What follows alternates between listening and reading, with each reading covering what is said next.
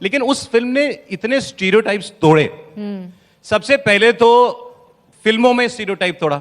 वे एक heroine, heroine glamour ऐसे दिखनी चाहिए, ऐसे बोलने चाहिए।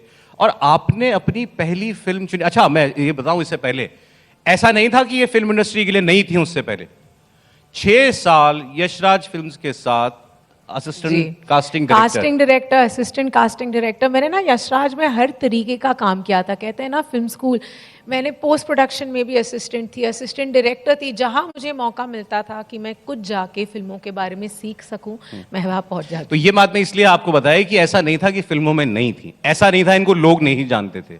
तो ये चाहती किसी और किरदार से अपनी फिल्म जर्नी शुरू करना, मुझे लगता है कर सकती होंगी, बिल्कुल हो सकता है। तो मगर आपने वो चुना। और जो आप अभी पूछ, जो इन्होंने आते बताया ना, मेरा बोलना अच्छा नहीं लगता। देखिए, कोई आदमी बोले तो अच्छा नहीं कि इतनी पतली लगती है, इतनी पतली लगती है। ये इतनी पतली हैं। ये उस फिल्म के लिए इन्होंने वेट पुट ऑन किया। और कितने केजीज? 35 kgs के बाद मैंने गिनना बंद कर दिया था, क्योंकि हर बार जब मैं वेइंग स्केल पे जाती थी मैंने कहा अच्छा अब ठीक है, अब हो गया, अब लग रही हूँ मैं उस किरदार जैसी। लेकिन करीब 1 साल तक एक ही काम था मेरा कि मैं बहुत बढ़िया बढ़िया पकवान खाने खाऊं और बहुत ही अगर मैं इफ़ आई लुक बैक, मुझे लगता है मेरी ज़िंदगी का सबसे इंटरेस्टिंग साल था वो, क्योंकि मुझे खाना खाने के लिए पैसे दिए जा रहे थे। वो भी मेरा सपना पूरा करने के लिए। वो कभी होता नहीं है। पर जो आप बात कह रहे थे कि हो सकता है मुझे किसी और फिल्म के साथ भी ये मौका मिलता। एक्चुअली इवन दो मैंने फिल्मों की दुनिया में मैं काम कर रही थी, लेकिन मैंने कभी किसी को नहीं कहा था कि मैं एक्टर बनना चाहती हूँ। तो ये ना मेरी स्ट्रैटेजी थी, क्योंकि मैं कास्टिंग डिपार्टमेंट में थी। तो और मैं फिल्मों की दुनिया से आती नहीं हूँ। मैं वो लड़की हूँ जिसने घर पे बहुत लड़ाइयाँ की। मेरे पापा ने मुझसे बात नहीं करी कुछ समय तक, क्योंकि उन्होंने कहा मेरी बेटी फिल्मों की दुनिया में कैसे जा सकती है। और उनका मुझे लगता है एक ही पॉइंट ऑफ व्यू था कि मैं उसे प्रोटेक्ट कैसे करूँगा। क्योंकि जब एज पेरेंट्स आपको नहीं पता कि आपका क्या कॉन्ट्रीब्यूशन हो सकता है टू योर चाइल्ड्स जर्नी, तो वो सिर्फ कह रहे थे कि how will I help her out. पर मैं उनको यही कह रही थी कि देखो मैं हूँ तो आप ही की बेटी, जितनी ज़िद्दी आप हो उतनी ज़िद्दी मैं हूँ। तो मैंने कहा भले अब ना समझो, लेकिन बनूंगी तो मैं एक्टर ही। अनफॉर्चुनेटली जब तक मैं एक्टर बनी पापा रहे नहीं, बट रोज़ उनको महसूस करती हूँ। और उन्हीं के वजह से मुझे लगता है कि आज जहाँ पे मैं बैठी हूँ उन्हीं के वजह से हूँ। देखिए, वो कहानी बहुत प्यारी थी। आई कैन अंडरस्टैंड कि आपने वो कहानी के लिए फिल्म की होगी। लेकिन चैलेंजिंग रोल, और जो मैं बोल रहा था इतने स्टीरियोटाइप्स, उसमें तो हर तरीके का स्टीरियोटाइप था। एक लड़की कैसी दिखनी चाहिए, शादी होने के बाद उससे क्या एक्सपेक्टेशंस होती हैं, पति को पत्नी जो है वो पसंद नहीं आ रही है, लुक्स की वजह से पसंद नहीं आ रही, बाकी छोड़ दें उसको, और किसी चीज़ से मतलब नहीं है। ये सारी हमारी समाज की सच्चाइयाँ हैं। कोई ये हर आदमी देखता है, अपने इर्द गिर्द या अपने साथ भी होता हुआ देखता होगा। आपने क्यों ली वो फिल्म, ये बताइए। एक्चुअली मैंने वो फिल्म नहीं ली, उस फिल्म ने मुझे चुना। सौरभ जी, अगर मेरी पहली फिल्म के लिए, देखिए जब आप फिल्मों की दुनिया से आते हो ना, मौका मिलना ही बहुत बड़ी बात है। मौके ही नहीं मिलते। मुझे 6 साल बिहाइंड द कैमरा काम करना पड़ा एक अपॉर्चुनिटी के लिए। और उस अपॉर्चुनिटी के लिए भी 3 महीने मैंने ऑडिशन किए। और जब मैं दिन में जब मेरे डायरेक्टर मेरा ऑडिशन ले रहे थे, मैं और 2 और लड़कियां शॉर्टलिस्ट हुए थे, शाम को मैं और लड़कियों का ऑडिशन ले रही थी इसी किरदार के लिए।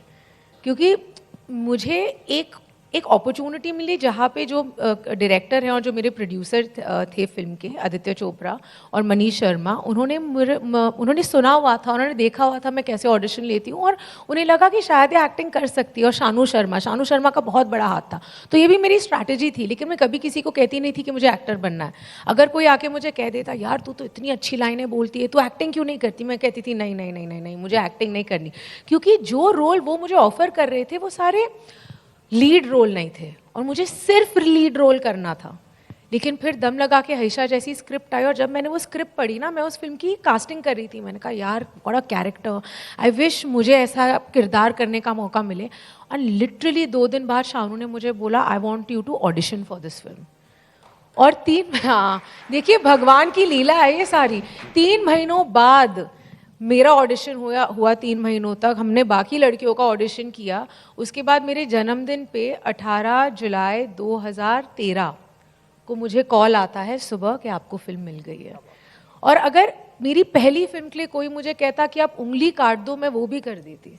क्योंकि मौके ही नहीं थे ना। अगर कोई मुझे कहता, मैं कुछ भी कर लेती पहली फिल्म के लिए। वजन बढ़ाना तो खैर अगर मैं सोचूं इजी चीज़ है, पर मैं बहुत लकी हूँ कि मुझे वो मौका मिला, क्योंकि इस फिल्म ने ना मेरे करियर का मुझे एक सुर दे दिया कि इस तरीके की फिल्में ही मैं करूँगी। एंड मैं बहुत बहुत प्राउड हूँ कि मैं ऐसी फिल्में करती हूँ जहाँ पे किरदारों के पास एजेंसी है, स्ट्रॉन्ग फीमेल कैरेक्टर्स, और हमेशा वही करती रहूँगी। वो सुर आपने अभी तक पकड़ा हुआ है, वो आपके बाद उसके बाद की जो फिल्म है, बल्कि मैं कहूँगा एक सेंस में ट्रेंड सेटर है ये, कि उसके बाद ऐसी सीरियस फिल्म्स बनने लगी सोशल इश्यूज पर, मतलब बनती थी, लेकिन एक ऐसी फिल्म जो एक सोशल इशू भी, एक सोशल मैसेज भी दे, एंटरटेनिंग भी हो, आप उससे रिलेट भी कर सकें, स्मॉल टाउन स्टोरीज बनने लगी, उसके बाद ज़्यादा बनने लगी। सो ये आपका कंट्रीब्यूशन है उसके अंदर। लेकिन आपने रिलेट कैसे किया उस रोल के साथ? मैं ये मान सकता हूँ एक्टर है भाई, मैं हर रोल के साथ तो रिलेट नहीं कर सकता है, मैं जो हूँ मैं तो एक ही इंसान हूँ, लेकिन वो रोल स्पेशली एक स्मॉल टाउन स्टोरी, आप तो मुंबई की हैं। बिल्कुल, मेरी पैदाइश मुंबई की है, लेकिन एक बहुत खूबसूरत चीज़ मेरे बचपन के बारे में ये थी, मेरी मम्मी हरियाणा की हैं। एंड उस वजह से हम हर गर्मियों की छुट्टियों में नाना नानी के पास जयपुर जाते थे। और तब तक जयपुर इतना डेवलप नहीं हुआ था जब मेरे बचपन में, मतलब नया नया तब केबल टीवी आया था, जो आपके 90s का दौर था। और मैं उस वजह से, जो एक शहर के बच्चों के गुण होते हैं वो शायद हम में उतने नहीं थे, लेकिन तब भी जितने भी मैंने किरदार प्ले किया, आपने बिल्कुल ठीक कहा कि tier 2 tier 3 city, rural India की लड़कियां हैं वो, और मुझसे बहुत ही ज़्यादा दूर है, लेकिन मुझे मज़ा ही उसमें आता है, क्योंकि असली चैलेंज तो मेरा वही है। और अगर मैं दम लगा के आयशा के बारे में सोचूं, जो अगर मैंने उस किरदार से रिलेट यूँ किया, क्योंकि मुझे लगता है कि हर लड़की, एक्चुअली ये सिर्फ लड़कियों की बात नहीं, एवरी इंडिविजुअल कभी ना कभी अपने लाइफ में जिस तरह उनका जो देख रेख है, जैसे वो दिखते हैं, उस वजह से बुली हुआ है।